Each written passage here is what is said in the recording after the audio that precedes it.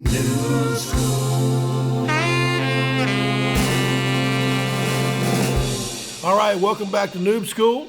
Today I've got my good friend David Pence. David's one of the great entrepreneurs in Greenville with multiple companies, and you'll hear his story, but he pretty much started his first company before he went to college, so I don't think you ever worked for a normal business before, have you? I worked for one company called Tech Resource Group in Raleigh. Okay. And they had a satellite office in Greenville. And I did do that for a few years. Okay. I learned how to be a consultant. I realized when I started the business in high school and college, and I graduated college, I realized you don't know how to be a consultant. So I actually paused Acumen for a while, and I traveled the country for Tech Resource Group for about 3 years. So you had 1 3-year gig with a regular company, but you had this Acumen company from the time you were in high school. Yep. And you kept it through college. Yep. Doing technical consulting and programming. That's right. Damn, that's so cool. Yeah. That's so cool. I recommend everyone do that, right? I mean, if you know, you've always loved this technical world, since you were in high school. Why not start then, and just you don't have to wait till you're 30 years old. Yeah, there's a lot of demand. A lot of demand. Yeah. So David, are you from Greenville? I was born in Greenville.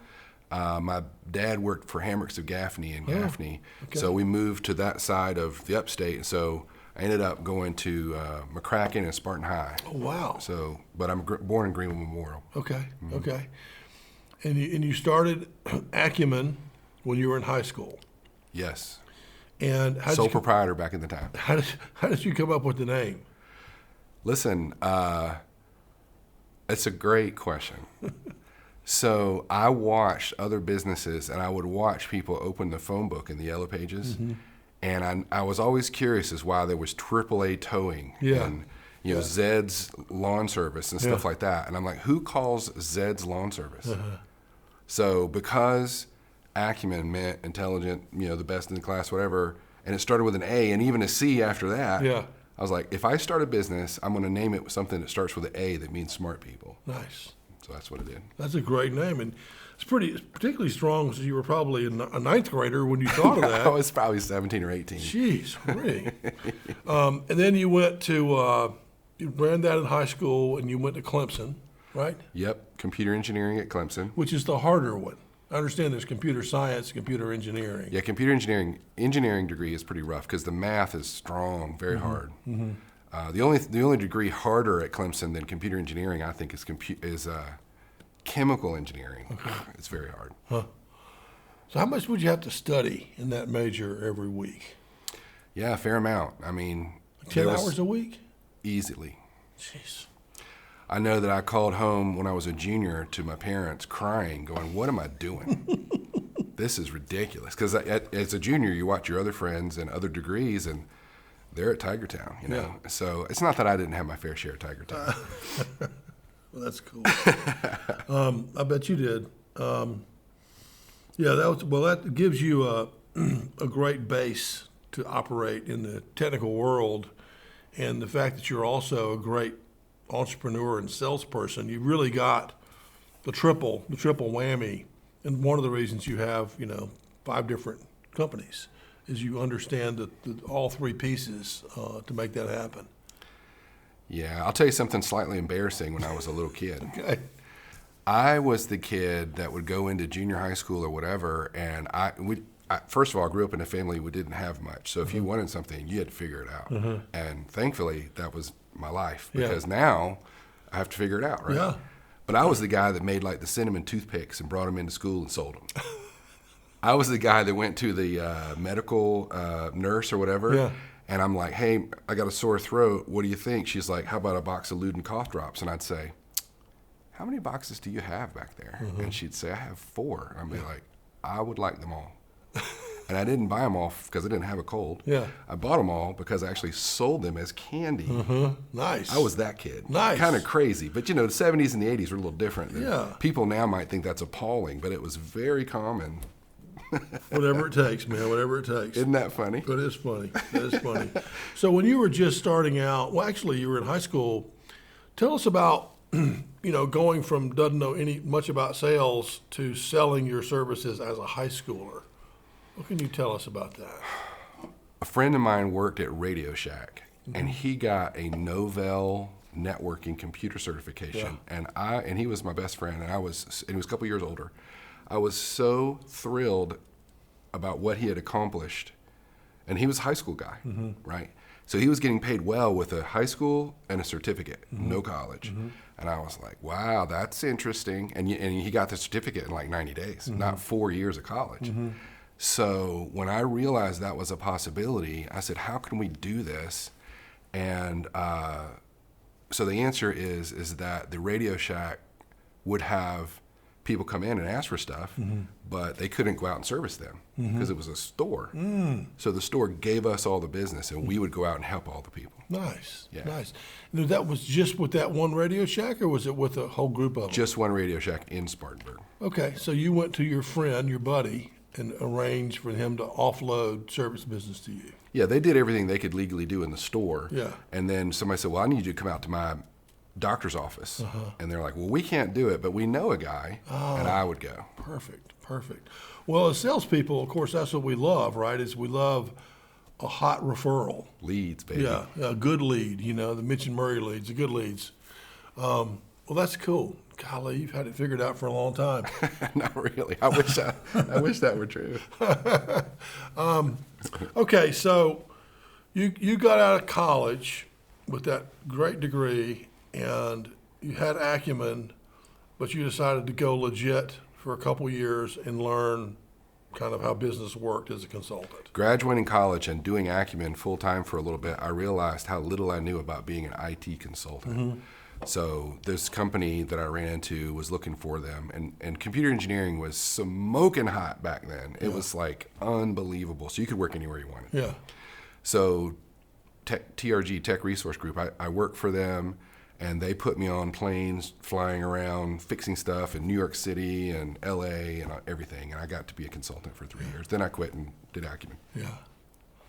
Just learning how to fly around the country like that as a young person. Is super valuable. Yeah. I remember that I was like 24 years old, and I'm flying on a plane, and there's some software, there's a faxing software called Siren Software that was developed in California company, but they used Indian programmers as well. And the system was broken with a brokerage firm in New York City. So they sent the 24-year-old from Greenville up there, and they would meet me at the airport with the latest version of the code and say, go fix it. And so I would go in there, and I was realizing back then, this is a long time ago, fax machines were important. Yeah. They were charging these guys $5,000 a day for my time. And I was like, I wasn't getting paid that, but I was like, this has got legs. Yeah. This is for real. Yeah. But I got in there, Siren Software had a software program that could handle like 200 fax boards, modem boards. And so that was back in the day when stocks are up or stocks are down. They would fax out 2 million people and say, you might want to buy Microsoft or Apple or whatever it was back then. And the guy in the smoking jacket with the cigar would see the printout from the fax machine with the message that says, we're your broker and we believe that Apple's a good buy right now or whatever. Yeah. And that means so when when the system went down that I was the technician for, no information to their customer base.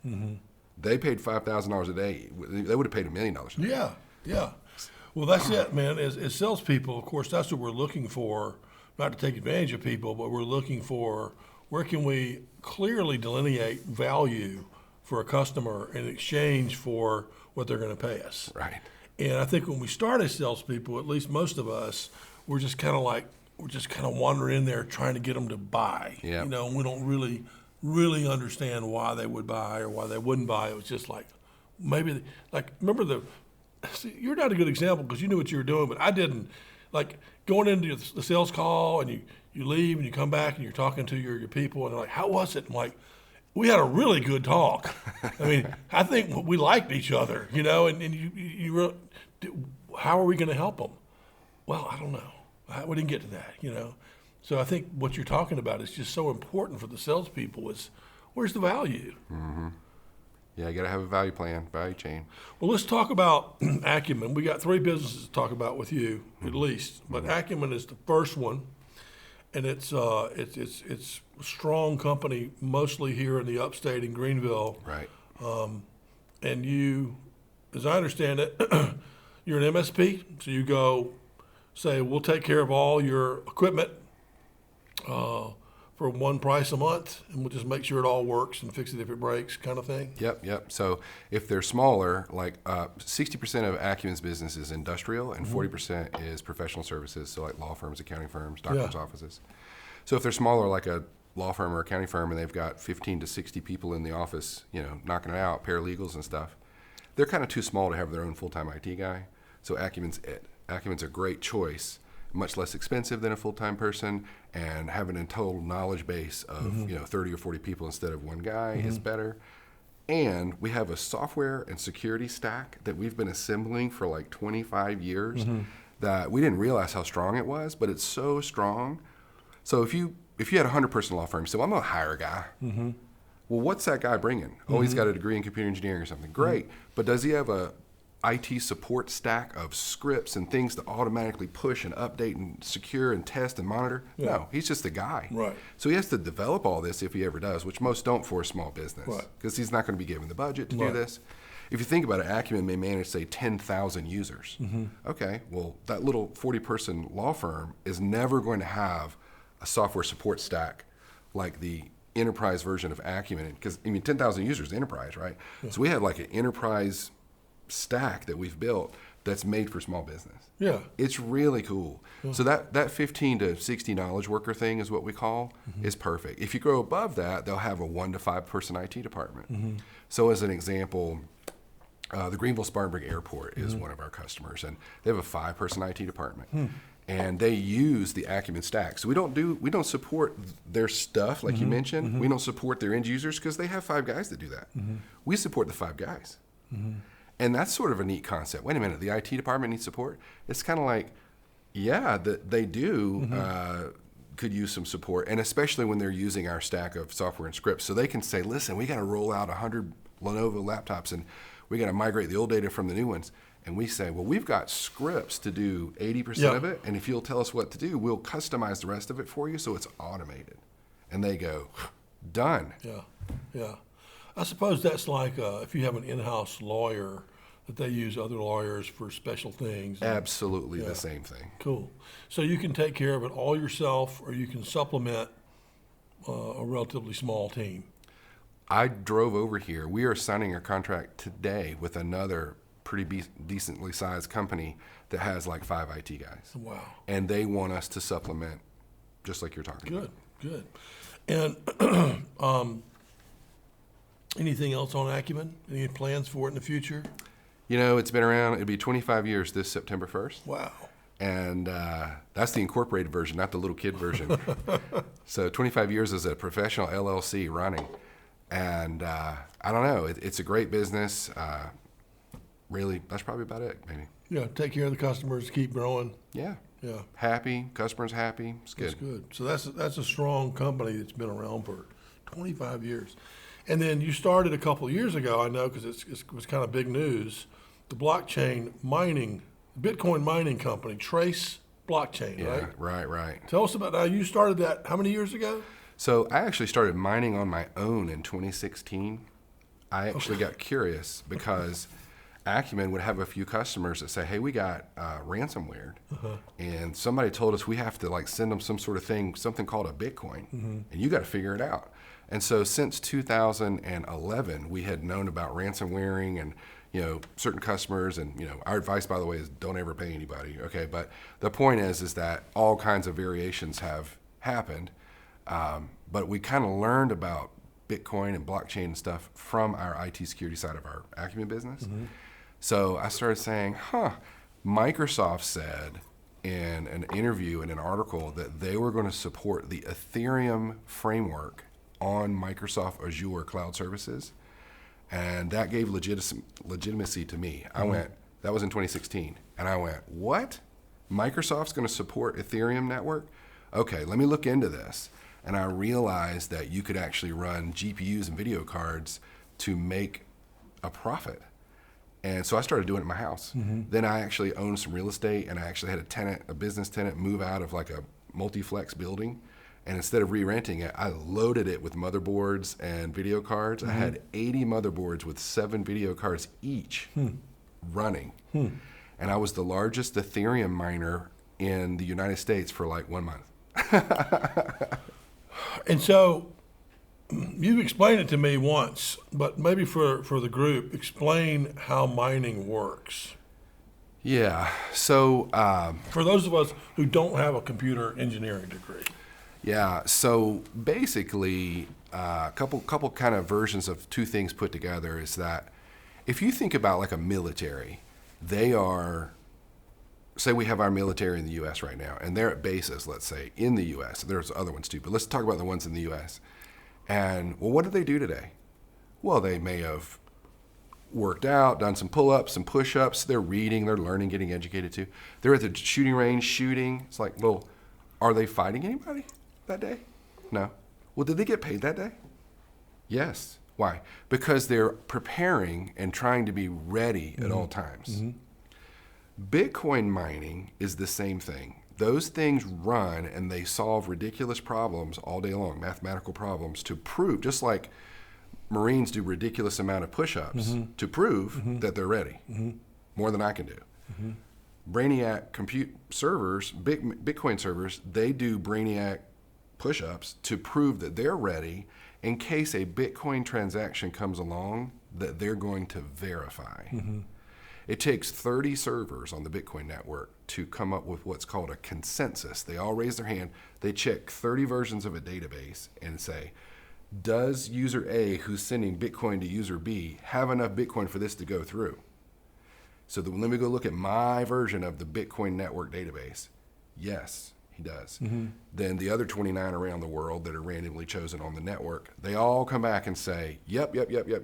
So then if I was sending you 0.1 Bitcoin or something like that, my wallet would be checked 30 times. And then they would come back and say, yep, he's good. Then it would go to you. And by the way, when it goes, they also do all the work. Not only do they do the checking, but they change the ledger. So they're like accountants on steroids for the Bitcoin network. They're doing push-ups like Marines all the time to prove that they're ready.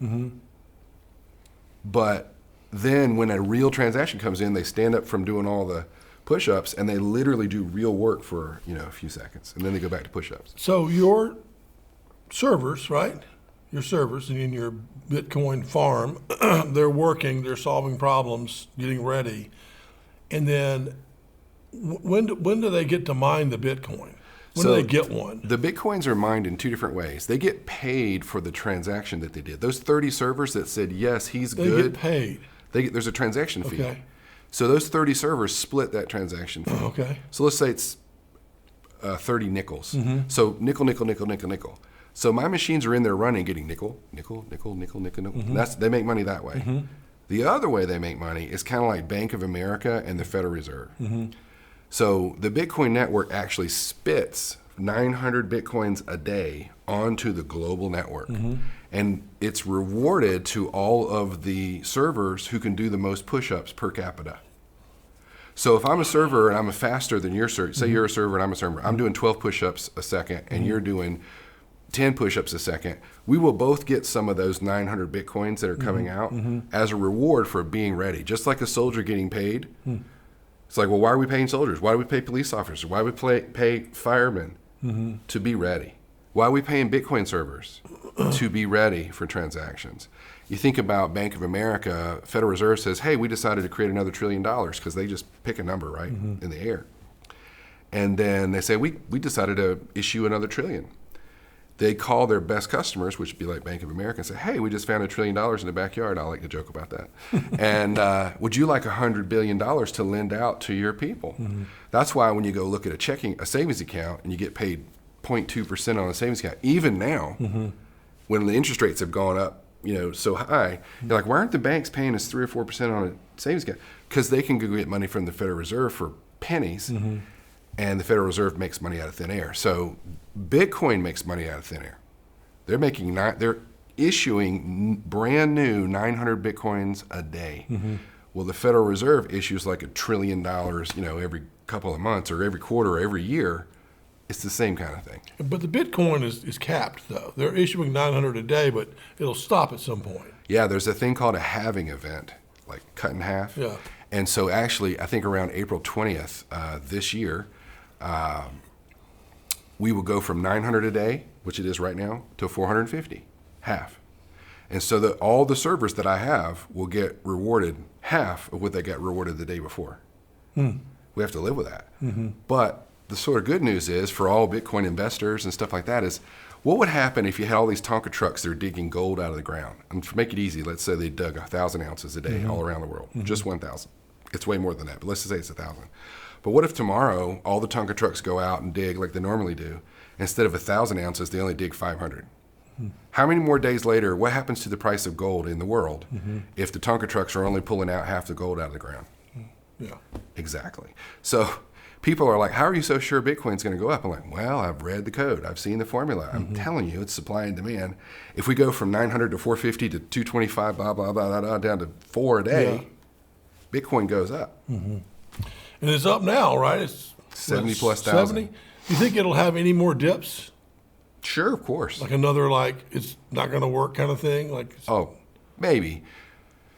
The U.S. government approved 13 Bitcoin spot ETFs in February, which is monumental.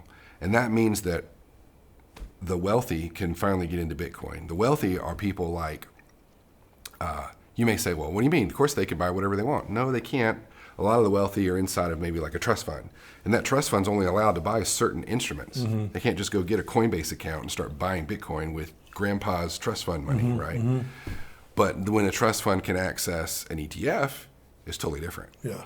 So ETF legitimizes it, right? Yeah, sure. So 13 American, there's dozens of European and Asian ETFs also. So that did change the world. I think that may reduce the dip sizes, to your point. Okay. Well, it's fascinating. I can't believe that you're doing it. You know, it's crazy. Most people can hardly understand Bitcoin to begin with, and you're mining for it and have been for a while. So that's pretty cool. I guess, so we only have limited time. Let's just cover one more business. Let's cover Team Cadre, Yeah. which I know a little bit about. You told me, but my understanding is you've got a large number of people in Latin America Yeah. and any other countries? Nope. In Latin America, and they're doing primarily either accounting work or administrative kind of salesy work. Yeah, they do remote professional services work, basically. So Okay. the marketing people, accounting people, IT support, Yeah. IT developers, sales, inside sales, Yeah. or lead generation. Yeah, and so they're in essentially the same time zone. Which That's why it's Latin America. makes it easier. And I suppose depending on the job, how well they speak English is really important. Crucial. That's one of our biggest value adds to our customers as we go dig for English. I like to say on a scale from 1 to 10, 10 being American English that you and I are having right now, Yeah. we like to put people in positions that are like 8 and 9s. Yeah. Because if they're 10s, they're Americans pretty much, right? Right. So these are not Americans, they're Latin Americans. Yeah. But if they're an 8 or a 9, you can barely tell the difference. And sometimes you can't tell at all. So we really search for the 8, 9s Yeah. with the right skill set. Right. That's the hard thing is So again, I think it's a softball question, but same time zone, speak good English. Why would I want to use them? Yeah. It's a price thing, right? price and availability here in the U.S. Okay. There are like 9 to 15 million open positions in the U.S. depending on the quarter and the reporting from the government and everything.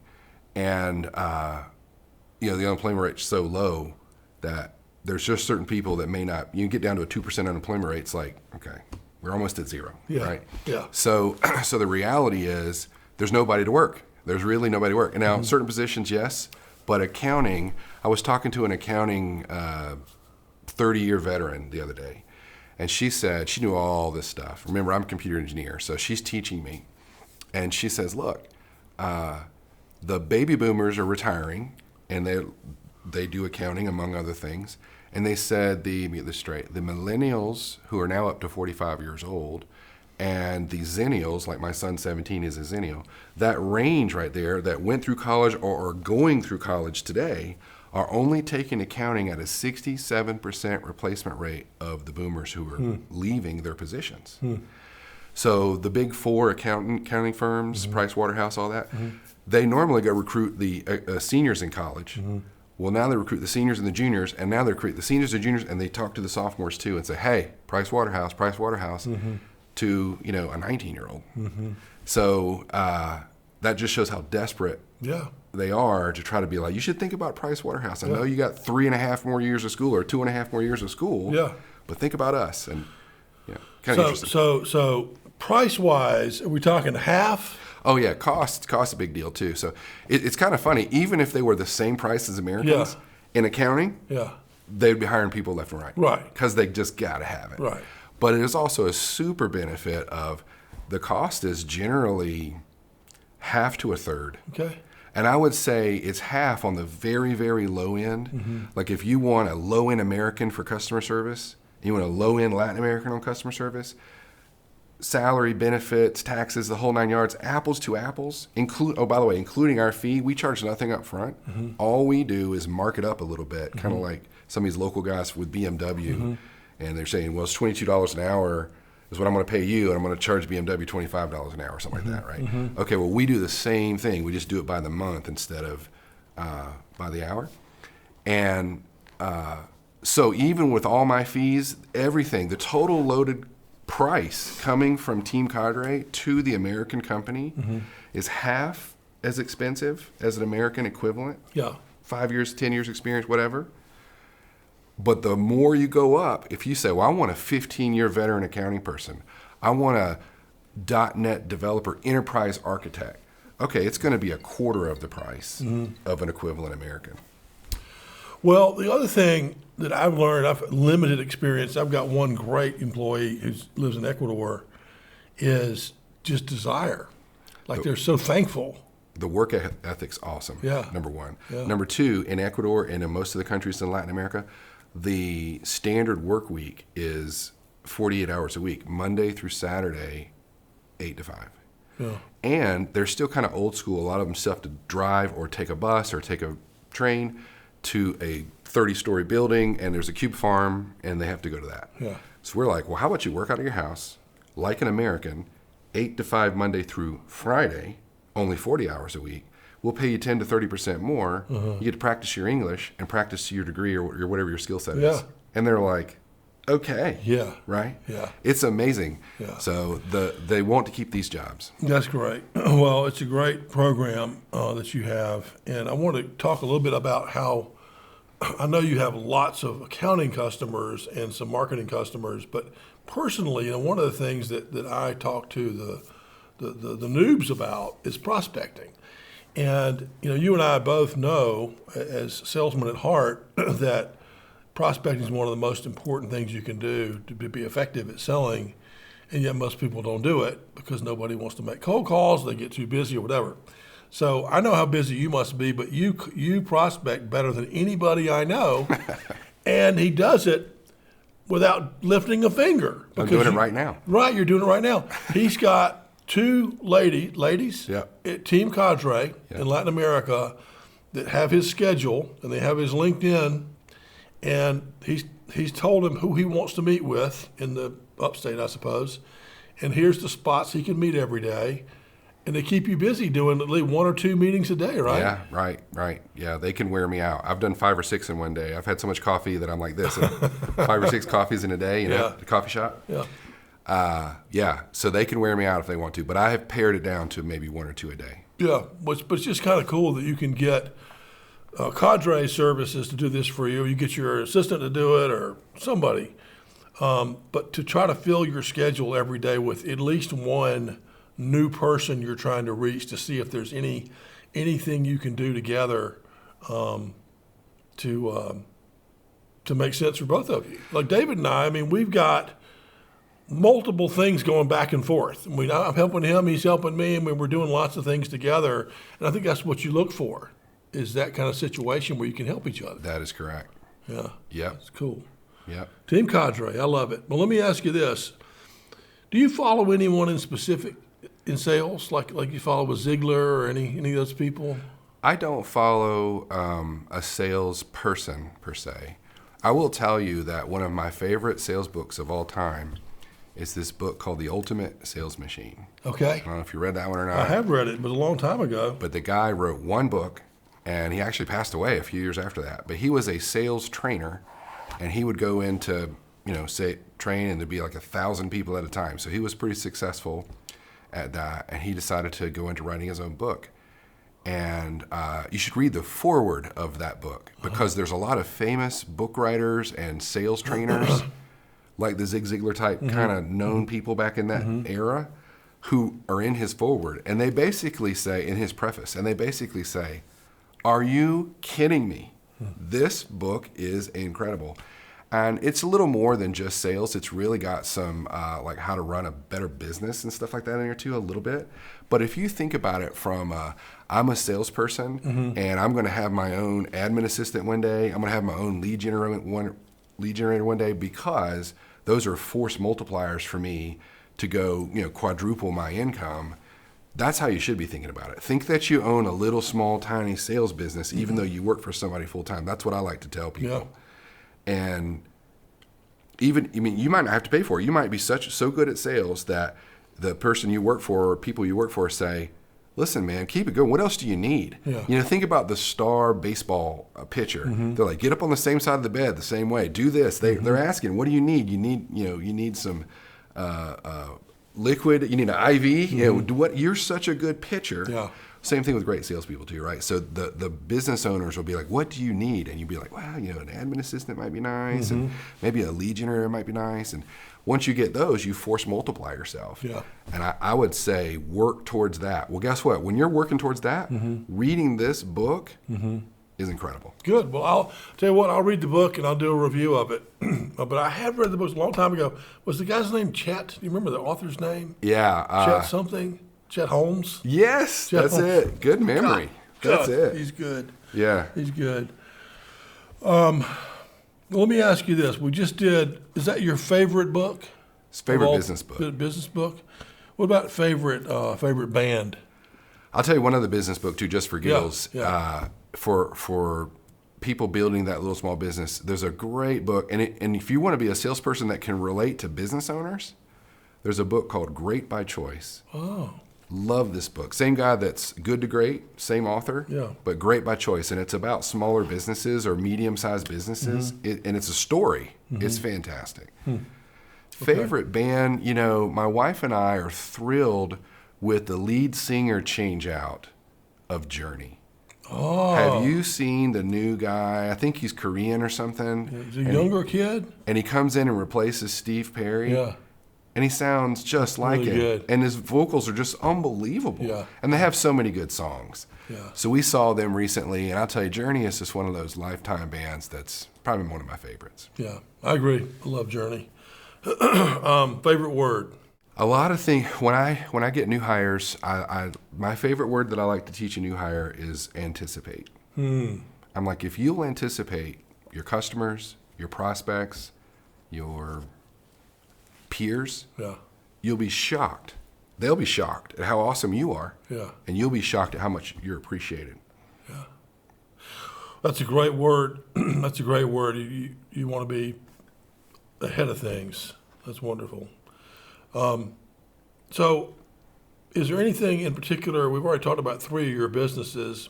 Anything in particular you want to promote, or any way they can get in touch with you if any people want to have one of these coffee meetings? Sure. Our target market for Team Cadre is we how you go hunting, talk about sales, and you go hunting and there's like rabbit and deer and maybe elephant hunting or something. We just go after rabbits and deer, right? And so a small business that is less than 10 people that wants to hire one person, that's a rabbit to us.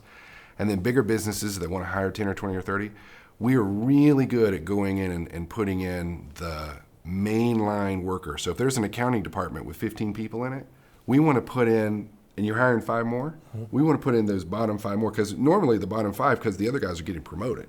So all the Americans are getting promoted, great. And we bring in the Latin Americans to do some of the jobs that these guys have graduated out of, right? So I would say Team Cadre, I would love to have business owners or people who know a business owner or a manager to recommend us, because once they get what's going on, they love it. Our customers are like, I can't believe this exists. 660 million people in Latin America, double the population of the United States. And I have a lot of business owner friends of mine and stuff who have 10, 20, 100, 400 employees, and they're like, I had no idea. And to be honest with you, I had no idea either until I got into this business. You know? Yeah, well, that's good. So I know you're easy to find on LinkedIn, right? And your people are looking at LinkedIn all the time. That's a good way to reach you. Sure. And then again, if somebody wants to try Cadre, they could literally say, let's try one marketing person or one accounting person. Yeah, one 90 scheduler. day. It's a 90-day, no question asked. No benefits, just a flat hourly fee, right? You just pay us. We just invoice you because we have to take care of whatever country they're in, and we have to pay the different currencies and taxes and health care. You just pay an American company. Team Cadre is an American company. I own it. And so we just send you a monthly invoice. You just pay it. That's it. Cool. Well, it's fascinating what you've done so far, and we'd love to have you come back, and you probably have 3 more companies this time next year. You know what would be really fun next time? Tell me. Let's get together and do one of these on straight up lead generation. Because I have learned so much in the last 2 years on what to do and what not to do. We'll do it. I think it'd be super valuable. We'll do it. We'll do a lead gen thing, and maybe I can get some more people. We'll do a panel or something. That would be cool. That'd be great. But thanks for being here. Man, thank you. I appreciate it. Yeah, Okay. I appreciate you. Thank you, sir. All right.